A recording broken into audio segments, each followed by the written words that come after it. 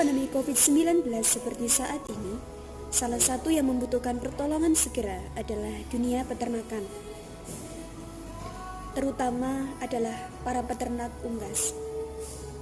Melihat ongkos peternak yang terus naik, baik didorong oleh kenaikan harga pakan, obat-obatan, harga ayam usia sehari atau DOJ, maupun ongkos tenaga kerja. Tetapi hal tersebut tidak diimbangi dengan harga jualnya, di mana kita bisa lihat harga daging unggas yang sangat tidak menentu. Mereka dipaksa menghitung ulang usahanya, akan tetap terus berlanjut atau berhenti. Pilihan menutup usaha amat sangat dilematis. Kerugian memang bisa di-stop, tetapi para pekerja terpaksa harus di-PHK. Lantas bagaimana? Beruntung industri 4.0 yang mengusung efektivitas dan efisiensi mulai menjalar ke sektor peternakan. Para wirausaha muda berlomba untuk mengaplikasikan teknologi ke bisnis peternakan sebagai salah satu cara atau solusi mengatasi kendala usaha tersebut. 3 perusahaan rintisan bidang peternakan yang hadir dan mencuri perhatian dengan inovasi teknologi itu adalah Smart Kandang dan Ternak Nesia. CEO Ternak Nesia, Bayu Aji Pangestu, menyatakan inovasi yang dimunculkan usahanya menjadi jawaban atas pertanyaan dan permasalahan yang kerap muncul dalam bisnis peternakan. Teknologi adalah kunci utamanya, kata Bayu. Smart Kandang adalah platform digital untuk peternak dan para investor peternakan yang menghubungkan akses permodalan, pemasaran, serta manajemen peternak. Bayu mengungkapkan bisnisnya bermula dari keinginannya untuk menjual ayam potong yang kemudian berkembang besar menjadi sebuah rantai supply. Seiring berjalannya waktu, Smart Kandang mulai berkembang ke arah sistem pemasaran. Tujuannya supaya para peternak bisa melakukan penjualan dengan cepat sesuai permintaan dalam aplikasi. Di samping itu, penggunaan Smart Kandang juga bisa mengakses sistem laporan online yang dapat berfungsi sebagai laporan pertanggungjawaban pendanaan. Peternak jadi lebih profesional karena kalau laporan manualnya masih banyak celah meski pengawalannya ketat. Perkembangan terakhir yang tengah dikerjakan tim nantinya juga akan memungkinkan perbankan dan memperbankan ikut serta menyalurkan pendanaan kepada peternak.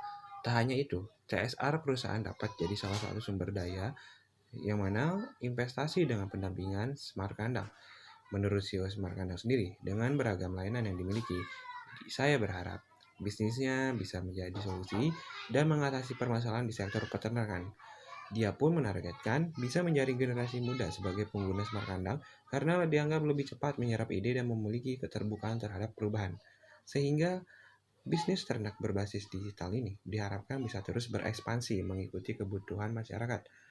BKPM memperkirakan ada lebih dari 30 triliun investasi akan masuk digitalisasi ekonomi melaluinya, terutama yang mengarah pada perangkat aplikasi dan sumber daya manusia. Meski begitu, dia pun, Pak Bahlil, Kepala BKPM, dia belum dapat merinci seberapa besar investasi yang terserap khusus untuk sektor peternakan berbasis digital. Padahal menurutnya, agribisnis merupakan investasi terbaik bagi para pemain asing. Namun pemerintah masih belum akan memberlakukan aturan ketat bagi penanaman modal pada sektor digital. Yang mana dia bilang, kita buka pintu selebar-lebarnya untuk tahu siklus bisnisnya seperti apa, sehingga kita bisa beradaptasi. Pengamat pertanian Universitas Padjadjaran Rohadi Tawang menyatakan industri 4.0 adalah wajah baru dalam sektor peternakan di Indonesia. Era digital pun mengharuskan peternak rakyat turut serta dalam perkembangan zaman. Jika tidak mau tertinggal oleh perusahaan yang sudah berinovasi dalam bidang teknologi. Rohadi pun menyebutkan ada 4 hal yang wajib diperhatikan untuk bertahan di era bisnis digital ini. Yang pertama, infrastruktur informasi dan teknologi dalam bentuk jejaring internet. Yang kedua, klasterisasi wilayah sesuai spesialisasi dalam peternakan sapi seperti pengembangan bibit, penggemukan, pemotongan atau penghasilan susu. Yang ketiga, penggunaan teknologi finansial sebagai inovasi dalam akses permodalan. Yang terakhir, jejaring bisnis lewat sistem aplikasi yang efisiensi bisa tercapai dalam transportasi, logistik, komunikasi, serta produksi lewat jejaring internet.